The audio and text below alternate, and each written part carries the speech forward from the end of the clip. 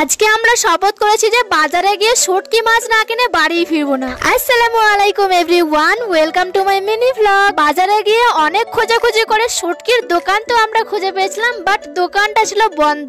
তাতে কি হয়েছে, সোজা চলে এলাম দোকানদারের বাড়িতে। এসেই এই কাকিমা আমাদেরকে শুটকি মাছ দিচ্ছিল। আর আমার থেকে শুটকি মাছ তোমাদের দাদা ভাই একটু বেশি খেতে পছন্দ করে, তাই আমরা একটু বেশি করে শুটকি মাছ কিনে নিলাম। আর কর্ণাটকের ভাষায় এই শুটকি মাছগুলোকে কি বলে জানো? শুকুমিন্নু, মানে শুকনো মাছ বা শুটকি মাছ। শুটকি মাছ হাতে পেয়ে আমাদের তো মনে ছিল আমরা যেন কোনো লটারি জিতেছি। এরপর চলে এলাম সবজির দোকানে। টুকটাক নয়, একদম লম্বা লিস্ট, অনেকগুলো সবজি বাজার আমরা এখান থেকে করলাম। প্রায় এক ঝোলা বাজার করেছি আজকে, আলু, পটল, গাজর, আরো অনেক কিছু। সবজি বাজার শেষ করে হাঁটছি, হঠাৎ রাস্তার ধারে দেখি মেহেন্দি আর হেয়ার ব্যান্ডের একটা ছোট দোকান। মনে মনে বললাম এইটুকু না নিলে তো মনটাই খারাপ হয়ে যাবে। যেহেতু আমার মেহেন্দি পড়তে খুব ভালো লাগে, তাই এখান থেকে মেহেন্দি আর টুকটাক কিছু কসমেটিক নিলাম। এদিকে তোমাদের দাদা ভাই গুলতি নিচ্ছিল। আমি বললাম এটা কিসের জন্য? তোমাদের দাদা ভাই বললো আমাদের রুমে যে বাদর আছে এটা তার জন্য। আমার তো প্রচন্ড হাসি পাচ্ছিল, ভাবছিলাম আমরা বাজার করতে এসেছি নাকি জঙ্গল সাফারি করতে। সে যাই হোক, সব শেষে চিকেন পকোড়া খেয়ে মনটা একেবারে ঠান্ডা হয়ে গেল।